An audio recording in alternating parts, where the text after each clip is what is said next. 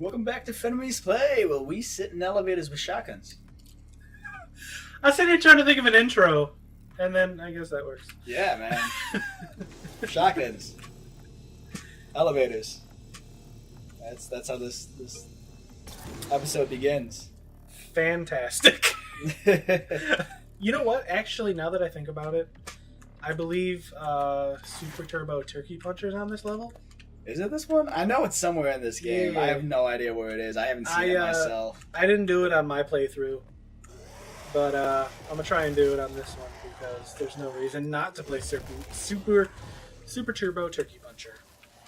There's no reason to stutter it that much either. Yeah, but it gives people a reason to watch this episode on Thanksgiving. Because what better way to celebrate a holiday where we steal Indians' land by punching a turkey and give them smallpox blankets. Remember, nothing says "I love you, family" than smallpox blankets. Thanksgiving's such a messed up holiday, dude. See, this looks like the thing that I came out of, right? But there's more than one, which leads me... Is there more than one of me? Different Doom guys? Yeah, because this is the same thing I came out of, and it's the Well, how many sarcophaguses are there right now? There's one, two, three, four. Yeah. And they had Doom 1, 2, and 3. Okay, I'm going to the door now. I guess if you counted the RPGs, that'd be the fourth. I was with you right until you're like, well, there's Doom 1 and Doom 2. Well, you're obviously forgetting about TNT and plutonium. Yeah, but do those count? I guess technically they're like extra levels. Because, you know, like, Doom 2 Master Levels is technically not canon, I guess. Yeah, that's what I'm saying. Like TNT and Plutonia, I don't think they. Yeah, because technically, it wasn't really made by id. It was like a collection of levels that people made, and then it is all like, hey, those are pretty good. I'm gonna steal them. we're gonna use these. And that's one thing I hate about this game is that they were so mod heavy back in the day, and then they're like, yeah, we have stat map. If you don't like it, fuck off. I understand why they did it, but it doesn't mean that I have to like it. Well, what's their reasoning in terms of why? It's on consoles too. They want consoles to be able to create levels and mod and shit like that. Yeah, that's fine, but let me add in other crap. Like, let me change up the way the shotgun works. Again, to be fair, I don't know what limitations Snap Map has, so I guess. So there's a guy who made, no joke. Yeah, and he's actually he teaches programming classes for like game design, and he said he didn't have too many limitations when making it. But he also said there's quite a few things that he wishes it could have been better. Well, from what I hear with that particular MOBA that he did create, he actually hit a wall, and in order to accomplish some of the things he wants to continue doing with it, which is possible, he basically has to start from the ground up doing it a different way. No, there's, what was it? When you kill Baron, which, lousy enough, is a Baron of Hell. I thought that was kind of funny. But when you kill Baron, you get a Baron of Hell, right? He'll fight for you, basically. And from what I understand, there's an issue with it where sometimes he wouldn't spawn, or there's like this black line or something that will like stick on the screen or something. It's this really weird glitch. And he said he has no idea what causes it. He said basically the only way to figure it out is to recode all of it. So he said since he's going to need to recode all of it anyway, he said there's a lot of things that he could go back and do better. Right? So basically he figured a bunch of new techniques out while in the middle of it. And he can go back and do it better. So that's why he said he might just start Do over. it. Yeah. It's not because like limitations or anything like that. He just ran into a bug and he has no idea what causes it. Super turbo crunchers over here. If I can fucking say it. I am actually kind of curious to know what kind of limitations the game does have. Just because it's a snap map, and every time I hear snap map or anything around that, I think back of the days again, Tony Hawk, where it was just basically a grid with pieces, and that's basically what I can't even talk now. It's basically what snap map is pieces that you stick together. But how limited are you with these pieces, you know? Well, okay, so from what I understand is... Oh, I could have just walked right there. Anyway, so from what I understand is... A lot of people don't like it. Oh, the assault rifle, kill the target before it expires. Movement is only permitted for 3 seconds following the kill. Damn it. Anyway, so from what I understand, a lot of people find it very, very limiting. But what a lot of people say is it's limitation that helps breed creativity. This is very true because, what is it? The days of Time Splitters. That map creation was very limited, but some of the maps I've seen in it were phenomenal.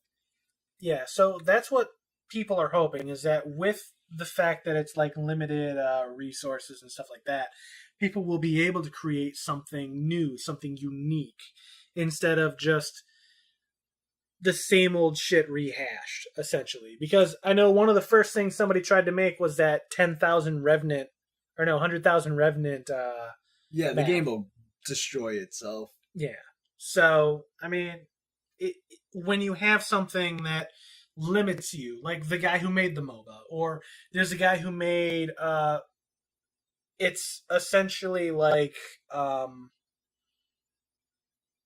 Harvest Moon in the game, and you can milk Mancubus. Hooray! Yeah, like stuff like that. Or somebody made a like a whack-a-mole machine, but it was like lost souls would pop up and go across and go down, and you could shoot them with a shotgun and stuff like that. But it's the fact that there's limitations that helps people say, okay, what can I do in this? Right? Yeah, you look at what you have at different angles And- because you're limited in what you can do. So you want to be able, like, well, I can't do this, so what can I do? Yeah. Essentially. And to be honest, do I wish this game had like mod support? Yes, I do. Okay, I'm an old school guy. I love going back and playing the Doom, the original Doom mod for Doom 3, or the duct tape mod, which eventually just got used It in became the BFG. Doom 3. You know, stuff like that. And then, but at the same time, I understand why they did what they did. All right, because console wouldn't be able to get those mods, right? I mean, okay, so Fallout 4 can get some of them, but from what I understand, Bethesda is like really, really watching these mods, and They have to because, one, Microsoft is very particular on what kind of code is ran through the machines, and two, consoles, especially this generation of consoles, actually I guess it doesn't matter, any generation of consoles, they're extremely limited in terms of what they can do and what they can handle in comparison to a PC.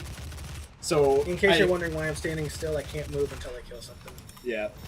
So, a mod that might run flawlessly on PC might be too memory heavy or too graphically heavy for the Xbox. True. Also, I was just reading this, just last week. The person who makes the custom bodies, the CNMFE custom bodies or whatever, the guy wanted to... Damn it. Anyway, the guy literally cannot have his mod on consoles because usually when you think of the CFMEE or whatever, it's like the Calentine's Beautiful Bodies or something like that. Most of the people who use it just literally use it for nudity mods. Yeah. But literally, guys, the guy was trying to make it so you could like customize your own bodies and make them how you want them, kind of thing. And then people are all like, My chick's naked like all the time. Well, honestly, that's been a thing since Tomb Raider. I mean, Well, there was rumors about it, and then everyone's like, "We want that. We need that." but yeah, like I said, I think because of they wanted everybody to be able to mod their own, create their own stuff on any console, and rather than alienate, what is it, like 2/3 of the people who are playing Doom, why not make something that everybody can use? And even if, so there are some people who can't make mods. Well, they can go in and make a snap map. Yeah. A snap map kind of thing. And like I said, I can understand where they're coming from, but do I wish they would have kept it the old school way? Oh, yeah. Are you kidding me? Yeah. Of course I would. Honestly, it doesn't matter. For PC, it's not going to matter, because even without native mod support, there'll still be mods. Yeah. That's the beauty of PC. Because I forgot what the name of it is. There's a third-party program out there that's it's kind of like a wrapper, essentially, and it'll insert mods for games that don't natively support mods. I used it before for games like Mass Effect or Dead or Alive, or what's another game that I used it for? I can't remember. But it basically makes it so that a game will run a mod. You basically point the program to where the mod is, and then you point the program to where the game is, and then it'll automatically take care of everything for you. And so somebody will create some type of mod. It's just the game doesn't support it natively. You'd have to go out and get that third party, or you'd have to go into the game files and put that mod into the actual game folders yourself. So I guess the lack of native mod support isn't that bad, considering we'll still get mods. It's just it feels like a step backwards for a lot of people who look at Doom and like, well, that was the norm before. Why is it different now, kind of thing. And honestly, I still feel that way a little bit, but it's not going to hinder much. Yeah. I don't know, like I said, oh, he's just kind of chilling out there. Go away! Okay, thank you. I was about to say a thing, and then I got completely cut off. Anyway, yeah, like I said, most people believe that, what's the... Oh, no. Okay. I don't know what easy way to get this. There's a switch on the other side of that. So here's a little Doom guy. But there's a... Can you, like, jump and then crouch in midair? No. I don't think so. Because there's a... over here, there's a lever, right? And I've only seen, like, difficult You gotta ways. double jump. Can you jump around? I've only seen difficult ways to get on top of it. No, like jump out into the openness that way, and then use your double jump to get back around. Come on, bro. You got caught on that hole. Are there any more? Oh, you mean like, can I... Yeah, jump out and then back in. Because you do have double jump, it's just a matter of whether or not you have the momentum to make that. Gotta risk it for the biscuit, man. Risk it. Yeah, but I'm worried about 95% error. You jumped way too far out. Woo, go! Woo. What? Oh, well, maybe that's... Oh, well, you're not gonna be able to get back up. Okay. Like, well, you know that's there. Just don't jump. I wonder if I can... There you go. Oh, there. Alright, there's a different way. No, one of the other ways I saw, alright, hold it, buddy. Come on. There you go. You know, he can rip demons apart with his bare hands, but when it comes to pulling levers, he's just like... One of the other ways one of the other ways I saw involves me, I tried to jump up on that ledge there, and you kind of slink around that ledge there, and you can just barely get enough foothold to get on top of this, but, yeah, like I said, it's finicky. I don't think it's the actual intended way to do it. No, that pull. I don't think the way I did it was really the intended way to do it either, but it very well could have been. Look above it. There's nothing up there to jump down from, so that's got to be. Unless that rock formation on the right there. Right there? No, you're right. That one. There's a way over there Yeah, somewhere, there's no and you come around. Anyway, let's go into this Doom level real quick. But, so we were talking about Mighty Number 9 in the last episode, and, like I said, honestly, I love Keiji Inafune. He's a really great guy. He fights aliens in space, and he doesn't afraid of anything. But, like, to be honest, we think he just bit off more than he could chew with trying to port to so many consoles. But so to be many. Yeah. Like, what is it, like 5, 6, Actually, 7 now consoles? I'm curious. I'm gonna look it up. That I will look up. I want to know how many consoles, how many just ports he had to do for that game. Right. But like I said, I think he just tried to bite off more than he could chew with this, just trying to port it to so many different consoles. And another thing everybody does need to remember, he will learn from this mistake. He's taking it very, very personally, which I think is good. He developed it for the Shield Portable. So Windows, OS X, Linux, PS3, PS4, 360, Xbox One, Wii U, Vita, 3DS, Shield Portable. The only thing that's not on this list is the Wii. I thought he was porting it to Wii. It's Wii U, but not Wii. Oh yeah, no, sorry, I don't even consider the original Wii Actually, thing anymore. Now that I think about it, probably the only reason why he didn't develop it on Wii is because it runs on the Unreal 3 engine, and I'm pretty sure that engine doesn't run on Wii. That's probably the only reason why it's not on the list. Oh, okay. I guess that makes sense.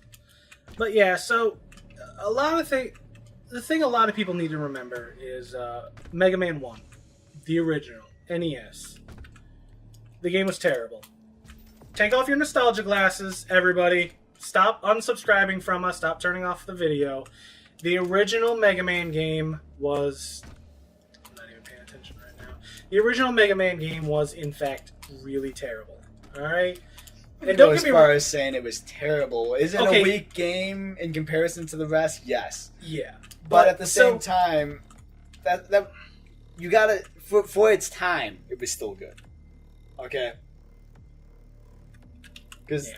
When did that game come out relatively to the release of the Nintendo itself? For its time, that was probably one of the best games out there.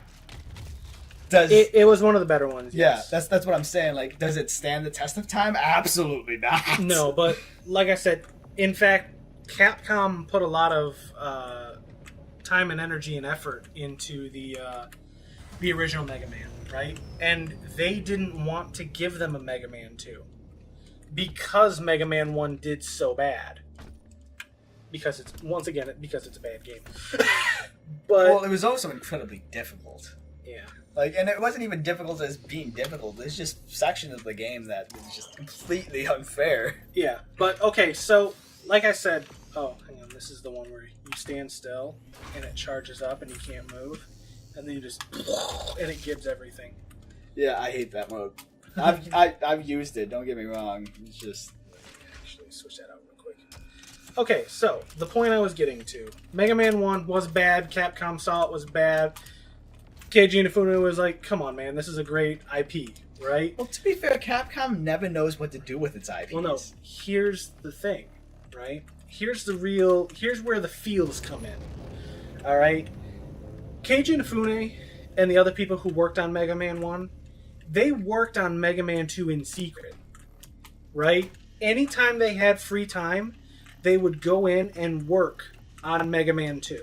Kind of like the multiplayer for GoldenEye, which, if you don't know, was developed by one guy out of pure boredom. Right? So he went with his team and he worked on Mega Man 2, right? In their free time, and like, it was basically like hey, come on, we really believe in this IP, and we'd really love to see something happen with it, you know? So, they made Mega Man 2, which, as you know, is heralded as like the greatest Mega Man game, which, to be honest, it's really good. I don't know if I would consider it the best, but I also don't really have...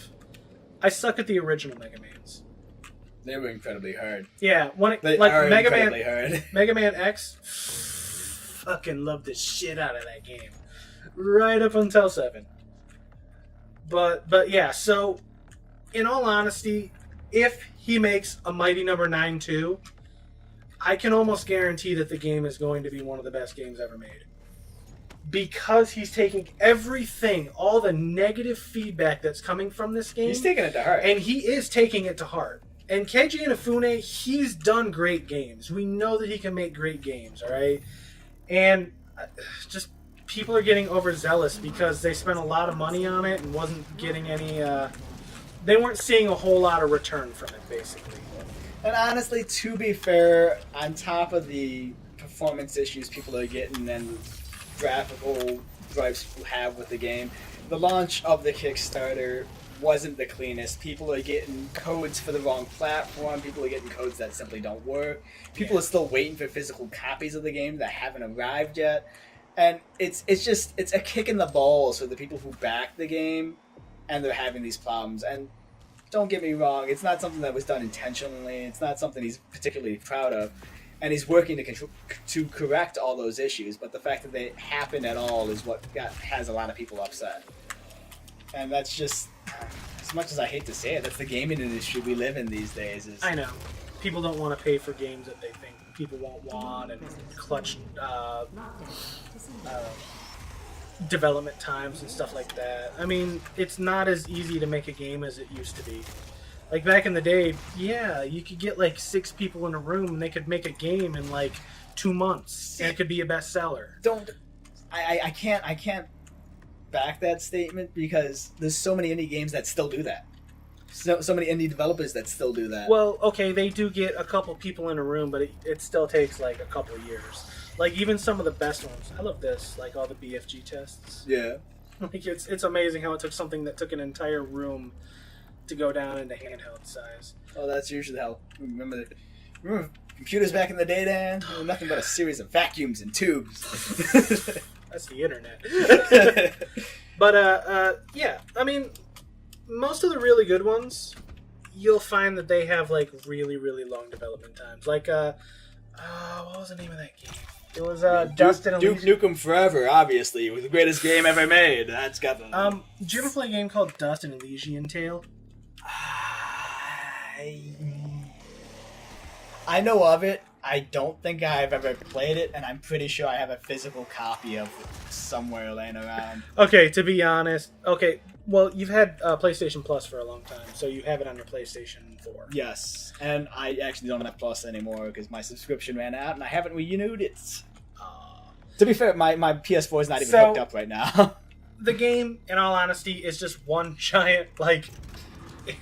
It's a furry game. I'm sorry. The game is fantastic, but it's furry game. I do know that. Yeah, I played it for about an hour or two. That's the one where you fight as like that bear or panda or whatever, isn't it? You're like a.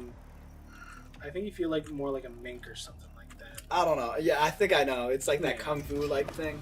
Yeah, and you got that like sword that's like ancient. You like. Yeah. It's a Metroidvania style game, and it's really good. I actually love that game a lot, but. That was actually made by one guy for the longest time until Microsoft decided to fund them. And it took the guy like 4 years by himself to make it, like in his free time. Oh yeah, one guy making a game is gonna take But even some of like the best games, like this the people who made Limbo, they're coming out with the next one.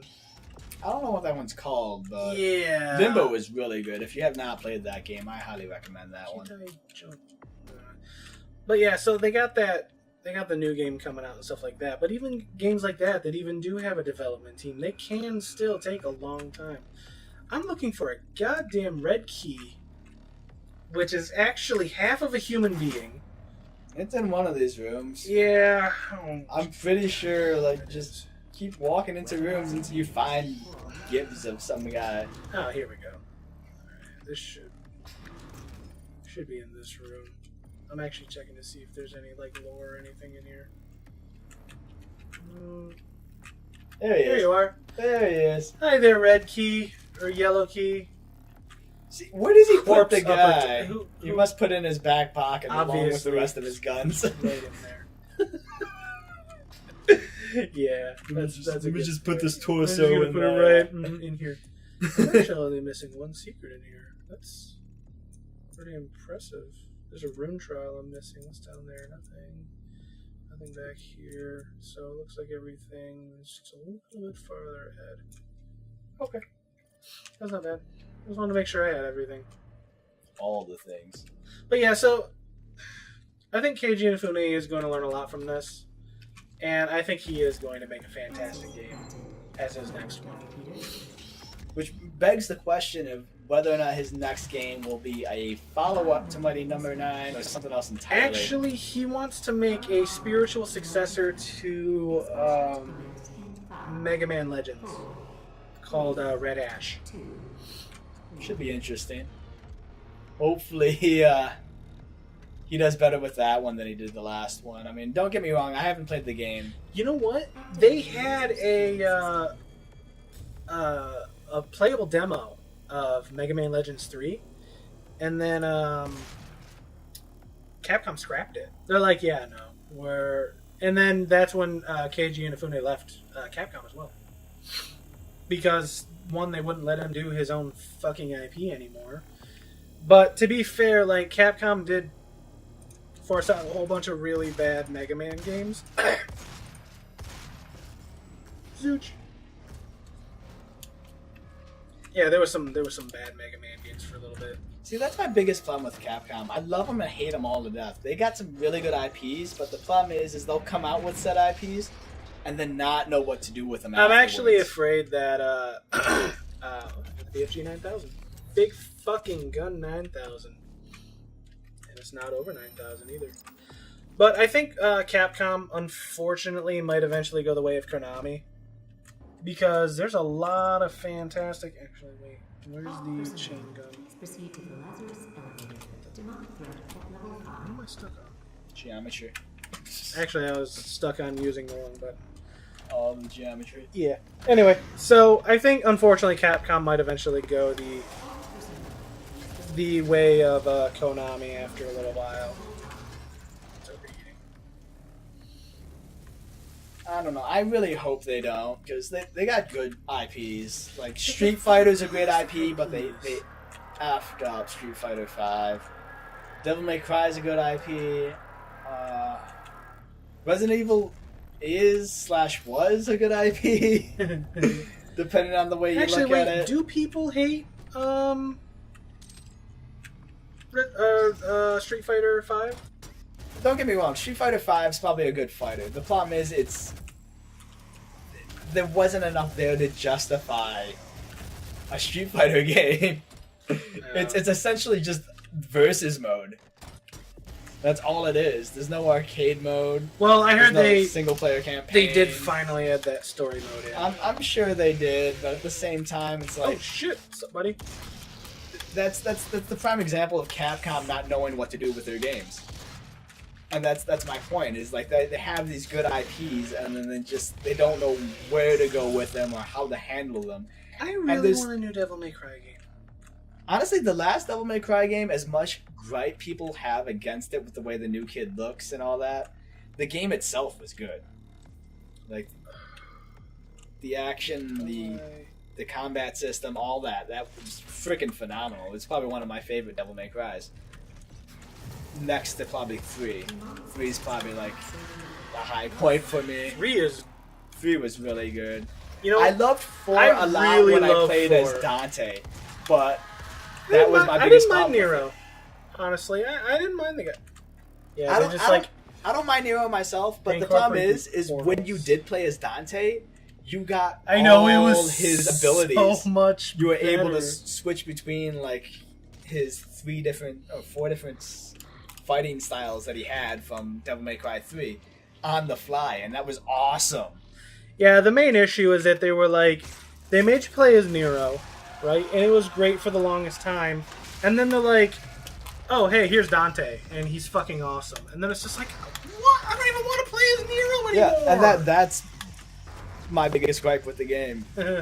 Because you play as Dante and you're like, no, I just give me Dante all the time, all Dante all day, you know. Yeah, I hear you. There you are. But where the fuck are monsters? those games are still good. Outside of 2, we don't talk about 2. Yeah, we don't talk about 2. 2 never existed. It went from 1 to 3. Actually, something as simple as the Devil May Cry series and Konami.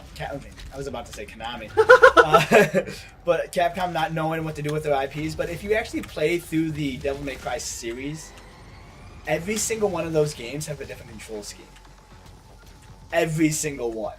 Hang on, I'm trying to lure these guys over this. Like there's a guy right next to you. Yeah, I saw him come up, so I fired. Well, I thought I fired early, but no, apparently I didn't. I fired right on time. Thank you, Baron of Hell. Oh, I hit E for some reason. But something Like as simple E was as gonna do control anything. schemes in those games, like if you can't even get the control scheme nailed down, like I don't know. It's one of those weird things. It's like the game didn't change too much from 1 to 2 to 3, outside of different fighting styles that 3 introduced. But for whatever reason, they mapped all the controls, something as simple as hit, jump, and all that, to different face buttons every iteration of the game. And I'm just like, why? Why not pick one and stick with it? Why the constant switch up? I think what happened was from 1 going into 2, like people were all like, we don't like 2. Oh, God damn it! Hang on. Nobody likes 2 in general. Hang on. I think that's the main issue why they changed the control scheme between 1 and 3 so much. Well, they also tried to add the styles as well. Well, that's the thing. Like, you still had the ability to switch styles without any issues, and that really didn't come across until 3. So something as simple as switching between the first game and the second game, why change the mapping of the face buttons? Because essentially they played the exact same way, only different face button mapping. And I don't know. It's one of those small things that is. So this should now no longer overheat. Still turns red though, just for the fuck of it. It does, but it's more of a oh shit, graphical change. Yeah. I don't know. It's just one of those weird things that it always bothered me. I don't know why. But maybe that's just my OCD getting to me. Or maybe it's because when I went from playing 1 to 2 to 3, I had to constantly relearn the controls. You know what was really jarring? I got the Halo Master Chief Collection on Xbox One because seriously, why would I not buy that? I own an Xbox One. And well, you also own the other Halos, don't you? Or now? I did at one point, but they were on like Xbox 360. So, like, I don't think I do anymore. Okay. Well, it's not at what is it? Final Fantasy X status for you yet, where you still own the game for every platform. Like, all right, for those of you at home, Dan owns Final Fantasy X on like every platform available. He's bought that game over and over I own again. Final Fantasy X on PlayStation 2, right between his legs. Okay, I own Final Fantasy X on PlayStation 2, right?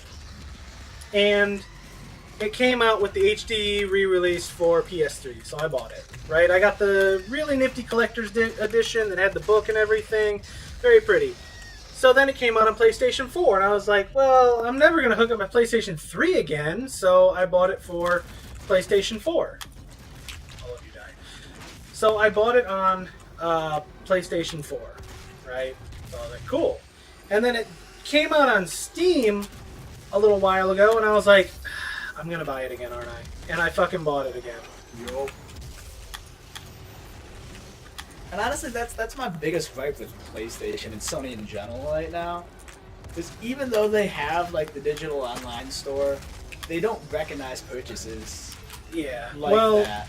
Like with Xbox Live, if you bought the game on 360, Yeah, but and that's... it's playable on Xbox One, it's still in your library.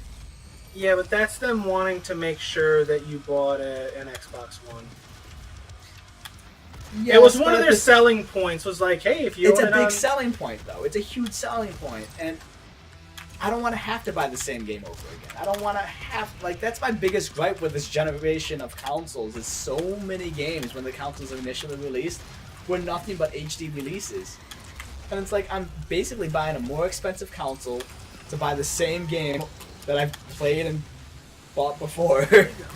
And it just, no, I don't want that. I want new games. I want new stuff, you know. At the same time, well, do I want to play my old stuff? Absolutely. But I don't want to go out and buy it again. You know what game I really, really want to get, like, an HD re-release or come to fucking PlayStation Now or whatever, is, there's a game called Tales of Grace's F.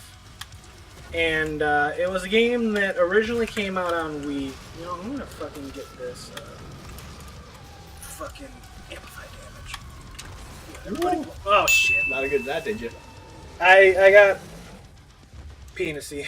Anyway, so there's a game called Tales of Grace's F. It's a Tales of game that was made on the Wii and eventually came to PlayStation 3 like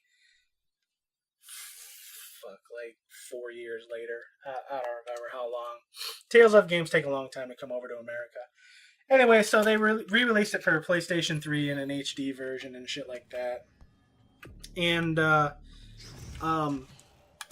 so I got the PlayStation 3 version, but I really want it to come to like PlayStation Now so I can play it on my PlayStation 4. But the thing is, though, is that... Do you own PlayStation Now at all, or pay for it? No, I don't. I'm looking for a reason to, especially since... You motherfucker. Especially since I live out in the country, and I only have, like, the weakest fucking internet you can possibly imagine. Like, so... If I'm going to invest in something, I need a really good reason. That's another gripe I have with Sony, with PlayStation Now. Like, if I physically own a game digitally on the PSN store, I should be able to play it on PlayStation Now for free. I shouldn't have to pay to buy it on PlayStation Now or rent it on PlayStation Now if I already bought it through your digital distribution already. Oh, okay. I was going to say, because the main issue with that is that it's hard for them to know what games were purchased. And Physical games, I completely understand. You know, you gotta keep tabs on that stuff. But if I already bought something through the PSN store, I should be able to access it on PlayStation Now at no additional cost. Or if I'm paying for the subscription for PlayStation Now, I should still be able to access those games without having to rent them. Well, the issue is that PlayStation Now is a streaming service. Think of it like Netflix with video games. Well, that's what I'm saying, though. Like, it might be a streaming service, but they have a subscription model. If I'm paying for said subscription model, I should be able to play the PlayStation Now version of that game without having to rent it or buy it again. Actually, that's the thing. If you are playing, if you have a PlayStation Now subscription, you have all the games. No, you don't. Yeah, you do. No, you don't. No, they changed it. They have changed it. Like, after it came out. How recently? Because like, they have... it came out. Because I look, and all of them... A majority of them, yes, but there's still a handful of them that you can't access unless you rent them directly or buy them directly. It's not all of them. Like, and that number of the ones you can't access on subscription is getting smaller and smaller. And that's mostly due to licensing rights. And I don't know how they're handling that. But Sony, I mean, obviously with the way licensing is with these days, and that's one of the biggest hurdles that PlayStation Now has to overcome. Alright, I hate to say this, but I'm going to take some serious time to do this. Serious thoughts. You talk about things. But,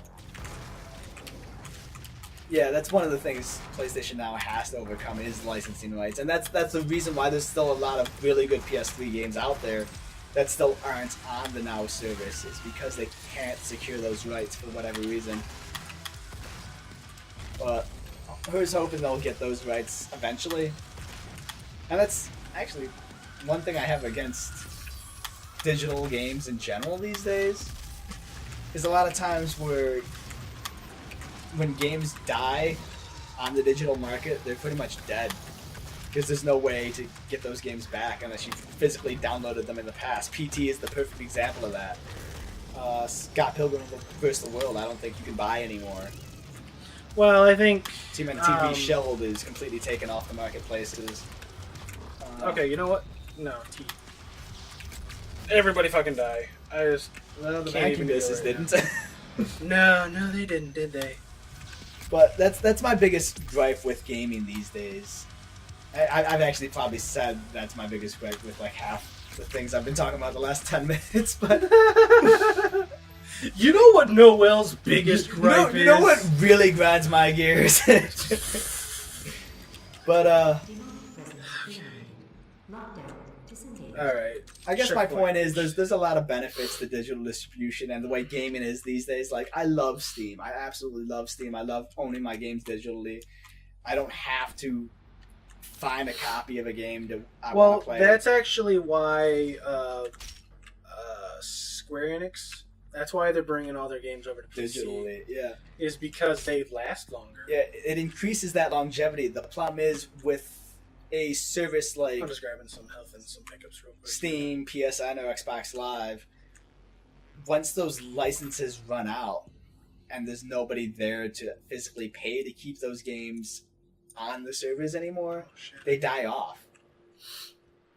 They might be on the service for people who physically bought them to re-download them again if need be, but if I'm a new customer coming in to buy games like Scott Pilgrim or TMNT Reshield or what's another game that they PT, I can't get those anymore, and I missed a room. I can't go to the local GameStop and physically buy a physical copy because they don't have physical copies of those games, and it sucks because you get these one-offs now, and I guess there's some form of beautifulness to that where a game you play it and then it's gone. But no, that's terrible. There's no beauty in that. It is. There is, because there's actually a game on Steam. I forgot what it's called for the life of me. If you know the name of this game, leave a comment below. But you physically download this game. It's a multiplayer first-person shooter, I'm pretty sure. And you basically play the game until you die. Oh yeah, And yeah, the I know what you're second talking you about. die, you can never play that game again. It's essentially one life forever. The only way to physically play the game again is to have another Steam account to download the game again. And then you start from scratch.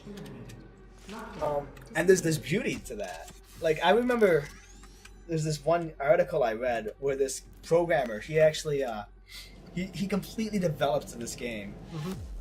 And I don't know the game mechanics, but it was something really, really unique. He developed this game and he put it on a laptop, and then he soldered the Oh jeez. Put up a warning for. seizures. Yeah. But he Oh, no, once again, the text isn't blinking either. yeah, Everything it's else just is, the so- No, this isn't graphics supposed thing. to happen. So. but he soldered the hard drive to the laptop, and then he soldered the I guess the laptop's screws in place so you can't take it apart, kind of thing. So essentially, this game only exists on this laptop, and the only way to physically play this game is to meet this guy and ask to play it. And that's what he does. He'll take the laptop with him to like gaming conventions and all kinds of different things, and he'll let people play it. But there's a certain amount of beauty to it. There's like, it's a very, very unique, I guess, form of art expression. Because like, if you want to experience art, a lot of people say you got to see it in person, kind of thing. And locking a game down to a physical device, I guess, gives it that physical canvas that an art piece has. You can't just download a copy of it. Yes and no. There's a lot of game. Is the game good? That's what I want to know. Yeah, from what I hear, it's mind blowing. Really, Yeah, it's ridiculous. like it's awesome. It's an awesomely unique. I really wish I knew the name of the game. Like, is there a way that, like, do they have videos of it on YouTube or? Is No, it... no, he won't share any of that. That's the beauty of it. Like, and it's one of those things. It's so unique. It's hard to describe the mechanics of it in word, which is why I'm having a difficulty of describing it, because I don't even know what it looks like or plays like myself. I only know what I've read in passing of people who have played it. But it's one of those things where it's like going to a museum and looking at the Mona Lisa kind of thing. Like you have to experience it in person. You can't just look at it's a not just like poster. looking at it online. I mean, Yeah, like, oh, it's well, not there the you go. same, and it gave gaming, or at least that game, a feel and art style that most games just don't have. And I thought it was ingenious. The problem is, with a painting, we could preserve that. We could put that in a museum; it'll stay there forever. With a laptop, electronics fail; they die. It will happen. There's nothing we can do about it. Yeah. And I guess, with paintings and stuff too, you can do what you can to restore the paintings, keep them preserved as long as possible, kind of thing. But on a laptop, regardless of how much you tried, that laptop's gonna fail eventually. Yeah. And especially the guy going out of his way and soldering the hard drive in place to the laptop, kind of thing, really, really locks it down. Because once that hard drive dies, that game is dead. Yeah. I don't know. I guess I find there's beauty in that because it gives the game a lifespan. It really does. It gives the game a lifespan. Once it's dead, it's gone. It is not a mistake that he has come into our possession. That does sound cool. The You know, demons prophesied. There's a lot of games that If are he wakes, quite artistic, though. Yeah. The way that they present themselves. I love artistic games like Okami, Journey, Flower. Those games are really artistic in terms of their art style and the way they tell their story. I never played Journey. But Journey I is heard really that's good, one of dude. those games that I do need to play. See, those games are like they borderline between game and just art, I guess, because it's more of an experience than it is a game, Yeah. and it's absolutely beautiful, and it helps that games like that look gorgeous as well. There's a game that it's artistic, but it's actually a really great game as well. Is Antichamber. I believe I told you about that game. Yeah, we've before. talked about that game before. I'm trying to place it now. I don't think you've ever played it. No, I know I haven't played it. I'm trying to remember what it looks like because I know I've seen stuff about it before. But, It's okay. So it's a game that considers itself 4D or like 4-dimensional yeah. because it's like okay, it's all about like impossible geometry and shit like that, and it's really cool.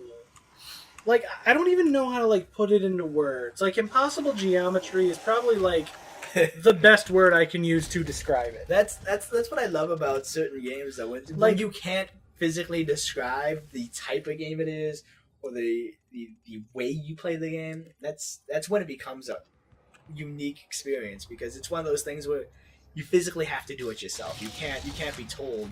It's like trying to describe color to a blind person. It's next to impossible to do. You can do what you can, but without them physically seeing color, how are you going to describe said color? Yeah, You know? that's actually probably the best way to describe it. Like trying to show a blind guy color. Yeah. It's one of those things you just have to experience for yourself. And good. Later, nerds. I think this is getting to the point where I no longer have reached this point, like in my own playthrough. Like, I think a little further through this level, I think is like the farthest I've gotten. I don't know if I beat this level specifically or not. I know that I was like supposed to go fight like the cyber demon. Oh wait, no, I didn't want to. You screwed, son. You could probably get up there if you really tried. Okay. There's a there's like a little so I gotta okay, I can get to there from the other side. Because there was like an elevator over there that had like an upgrade in it. You want that upgrade? I do want that upgrade. I want that upgrade. That's right. But That's if I go up from the top, there's a secret and this thing. That's one thing I do like about where we're at in terms of the gaming industry right now is like it's so much easier for, I guess, indie developers to create their own games, because these days with AAA games, they're all interested in like the best graphics and all that other stuff. That's, You don't that's- see art style as much. Yeah, that's why I kind of fear for the future of gaming, because everybody's like, graphics! See, I And do and don't, honestly, just because in 10 years, indie those is what'll graphics- keep that stuff alive. I know. Because games these days like Hotline Miami and No More Hero and just like the pixel games, like those are games that could have been done on the Super Nintendo if they really wanted to back in the day. Yeah. And they're No, not what the was it, greatest graphics, but Shovel Knight Shovel Knight, yeah. can actually be played on an NES. Well, I guess I don't know if the whole game can.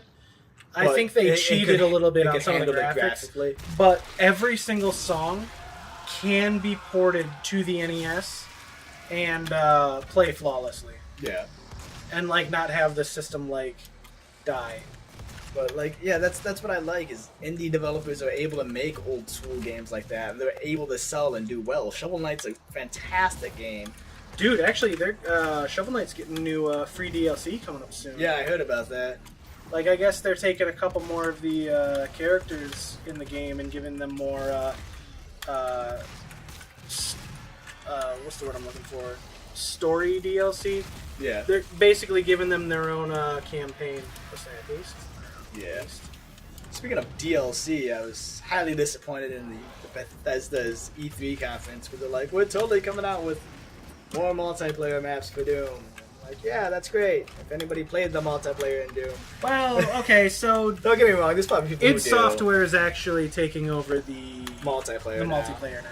But Now I, that the I game is gold and they don't have to worry I really too much wanted about more it. single player DLC kind of thing. Like I don't buy DLC often. I hate buying DLC.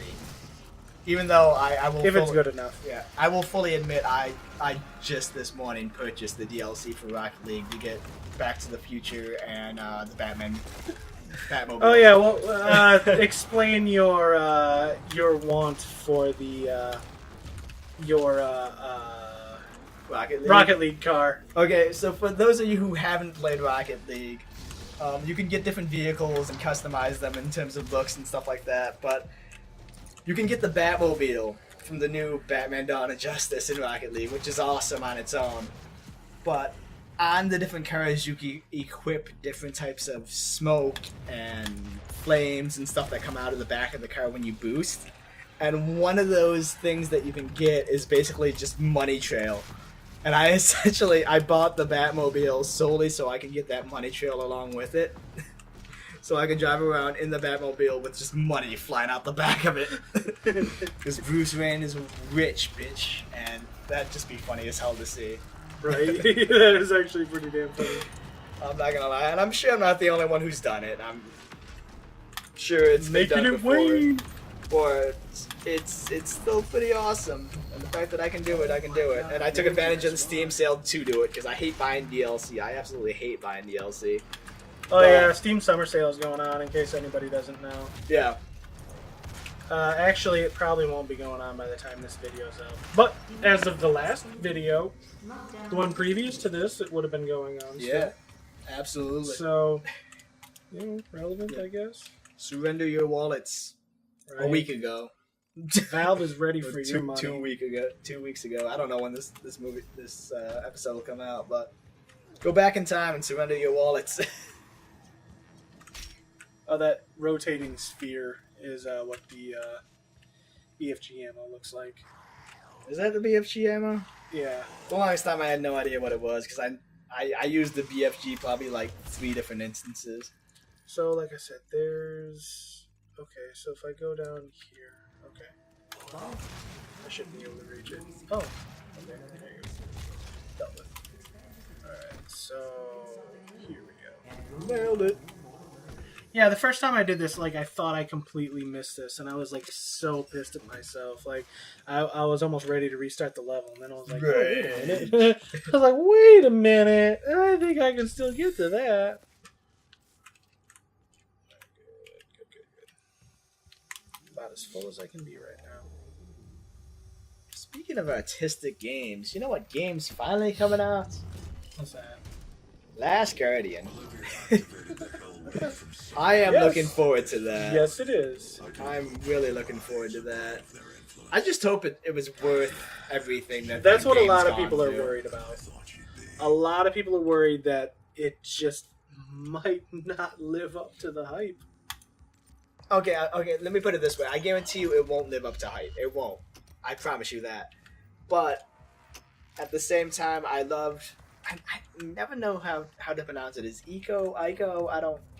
I think it's Ico. I Ico? think that's what Yeah. most people call it. Yeah, I loved that game. I absolutely adored Shadow of Colossus, dude. I never played Ico. Ico was good. It's a good playthrough to play through it once. You know, I found out recently, the initial playthrough you do of that game, they all speak that weird language that is spoken in Shadow of Colossus, because it all takes place in the same universe. For those of you who don't know, but they essentially developed their own dialect for the games. And when you play through Ico originally on its initial playthrough, there's no subtitles at all. And I can't remember if it's the second playthrough or third playthrough, but you actually unlock subtitles so you can actually hear, or read, I should say, what they're actually saying. And I've owned the game forever, and I beat it once, and I just never touched it again. Yeah. At least outside of that initial playthrough. In that. He was in the floor, yeah. Yeah. And I had no idea that was a thing. So I'm half tempted to see if I got a save file somewhere around on my PS2 solely So you I can go back and like actually read see the everything subtitles. that's Or I been could just said. YouTube it, I guess. But I had no idea that was a thing. I really didn't. But that's pretty cool. That is actually pretty cool. I like it. It gives the game replayability, Yeah, because the And that's game a is lo- extremely short. and that's a lot of things. Or that's something that a lot of older games, or no, newer games, is lacking. Is replayability. I'm like, fine as long a as the lot of them game's are- really good. Well, a lot of them are like, "Hey, good job, you beat it." Now spend hours upon days on our multiplayer. That's kind of meh. Yeah, like Doom. Although I do hope ID Software turns it around now that they have control of the multiplayer. Okay, to be aspect. honest, I haven't played much of the Doom multiplayer, and I played a very tiny amount of it, and it felt pretty good to me. Honestly, it's a solid basis, but it's a mixed bag of a lot of different ideas and concepts. I think it might be a little all over the place, but It looks like Halo. It's got Call of Duty loadouts, and it plays like Doom. yeah, it's a very, very mixed bag, and it I don't know. Maybe it's just me, but it seems like it feels like it suffers from identity crisis. Like it doesn't know what it wants to be. like it was trying too hard. Yeah, it was trying to appease to too many demographics. And I think that's where it falters. It just needs to pick its own thing and do it. Like I think they were borrowing a bunch of like game modes and stuff. Oh, but they are. I think a Get lot wrong. of people said that. I can't. Okay, there we go. I can't see anything. I think a lot of people said straight up that they would really like the classic Doom game mode where you start off with a pistol and then you Run around the map, pick up all the weapons. That's what I want. with a rocket Give me launcher that. using only the resources found in the area, eliminate all the targets for the timer expires. Actually, you know what? I think this is the one that had the Spectre in it. And they literally do not bring a Spectre up at any other point. Like we haven't witnessed a Spectre yet. In the actual And then campaign. in this, there's just like, hey, here's a Spectre. Spectre. They exist. Yeah. We'll introduce you to them officially later, kind of thing. Yeah. I thought that was a little bit weird because all the other rune trials that you do, you've met those enemies. So Yeah. you know how to deal with them. Maybe it's just one of those things where they had more runes than they had less of them than they anticipated. I guess I don't know, or they just didn't pace the actual introduction of the enemies I'm not really sure. properly. I don't know. Yeah. I don't know. I know we'll probably do this this trial and then end the episode. But one of the things that I always thought was like I was curious about was, so you know how when you played the original Doom and like Doom 2 and all that stuff, if you played on like the normal difficulty, there would only be like a few enemies, and then if you played on like ultra violence, there would be all the kinds of enemies. Yeah, I wondered if this game does that. Like if you I play it honestly on don't know. like if you play it on like normal or easy, are there less enemies than if you play it on like ultra violence or nightmare? Like if I played it on nightmare, are there going to be more enemies? Like not even just like more enemy types or anything like that, but like instead of there being like 4 imps, are they going to throw like 5 or 6 imps at me? Or instead of like imps altogether, they throw a Hell Knight at me early. You know? I don't know. Because you'd play the like Doom 2, like in one area you'd be fighting like 2 imps, but in another playthrough you'd be fighting like a Baron of Hell. Right? So The only way to know would be actually test it. And I don't care. I don't. Yeah, I know what it does on the hardest difficulty. I just don't. Well, that. I mean, if you know the answers to that, leave a comment below because I'm actually curious myself. Yeah, like I'm not curious enough to like Look load it up up. an easy game and count how many enemies, and then load up a hard game and count how many enemies. But if you do know the answer, please leave a comment down below. I would really like to know the answer. I would really appreciate it. Because I could Google it. You could, but that requires That's Google. also work.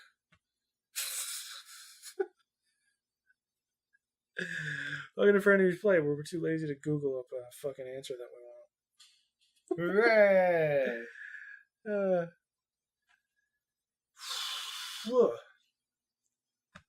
It's loading though.